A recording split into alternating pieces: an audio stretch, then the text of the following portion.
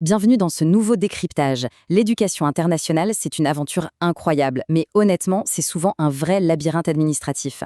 Récemment, le gouvernement italien a sorti une circulaire ultra détaillée qui redessine complètement le paysage des inscriptions pour les étudiants étrangers.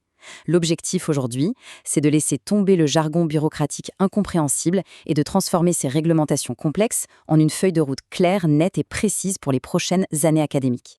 Le sceau officiel du ministère, c'est du sérieux. Ça veut dire que ce qu'on va décortiquer ensemble, ce n'est pas juste une vague interprétation ou des conseils en l'air. Ce sont les directives officielles et conjointes pour les années académiques 2026-2027 et 2027-2028. En clair, ce sont les règles exactes qui dictent l'entrée et l'inscription de tout candidat international en Italie. Bon, au programme de cette analyse, on va décomposer tout ça en 4 grandes étapes chronologiques. D'abord, la préinscription sur Universitaly, ensuite l'évaluation par l'université, puis la fameuse demande de visa, et enfin la documentation académique indispensable. Allez, on attaque tout de suite avec la phase 1, la préinscription et l'incontournable portail Universitaly. C'est ici que tout commence pour absolument tous les étudiants internationaux. Et le mot d'ordre, c'est la chronologie. D'abord, on soumet son dossier numériquement. Ensuite, on patiente le temps que l'université valide le profil. Et ce n'est qu'après avoir obtenu ce feu vert qu'on peut aller frapper à la porte du consulat pour le visa. L'administration italienne est formelle. Il n'y a aucun moyen de sauter ou d'inverser une étape. Le point crucial ici, c'est Universitaly. Il faut bien comprendre que ce n'est pas juste une option ou un petit site d'orientation sympa. C'est le portail unique et obligatoire.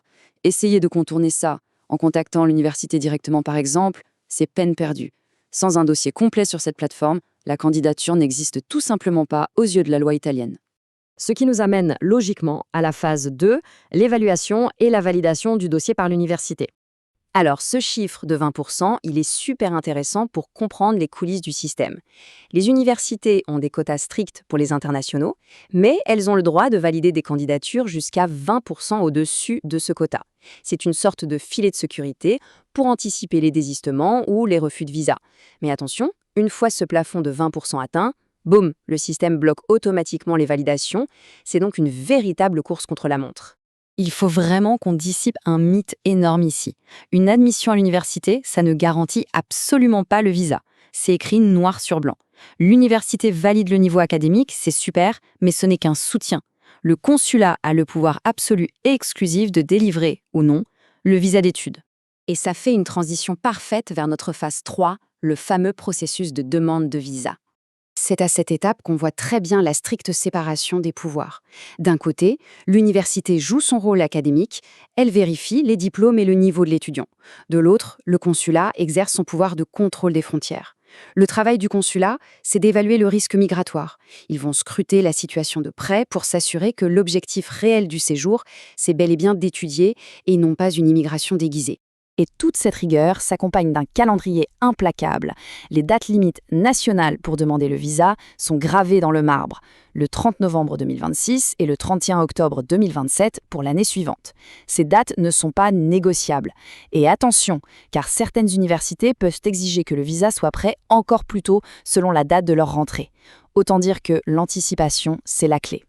Bonne nouvelle quand même, il y a des chanceux qui échappent complètement à ce casse-tête consulaire. On parle bien sûr des citoyens de l'Union européenne, de l'espace économique européen, de la Suisse ou encore des étrangers qui résident déjà légalement en Italie. Les étudiants Erasmus, qui sont déjà dans l'espace Schengen, sont aussi concernés. Pour tous ces profils, une simple déclaration de présence sur le territoire suffit. Passons maintenant à notre dernière grande étape, la phase 4, la documentation académique. Alors, comment on traduit un parcours international pour qu'il colle au système italien? Le ministère a créé une matrice super méthodique. Pour entrer en premier cycle, soit la licence, il faut pouvoir justifier de 12 années de scolarité et d'un diplôme de fin d'études secondaires. Pour un master, c'est le niveau 6 du cadre européen qu'il faut prouver avec les relevés de notes. Et logiquement, pour le doctorat, on passe au niveau 7. Au moins, les règles du jeu sont claires et équitables pour tous. Ce qu'il faut vraiment retenir ici, c'est l'intolérance zéro face à la fraude. Les universités italiennes ne se contentent pas de lire des dossiers, ce sont de véritables sentinelles. Elles ont l'obligation stricte de coopérer avec le réseau Simea et les autorités pour signaler immédiatement tout document qui semblerait faux, altéré ou contrefait. La rigueur académique, ça ne plaisante pas.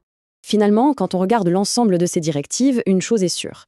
Étudier en Italie, ça ne s'improvise absolument pas sur un coup de tête. C'est extrêmement régulé. Entre les délais couperets, les plateformes obligatoires et cette double validation université/consulat, ça soulève une vraie question. Avec toutes ces barrières à l'entrée, est-ce que les futurs candidats mesurent pleinement l'ampleur de la préparation requise, tant sur le plan administratif qu'académique?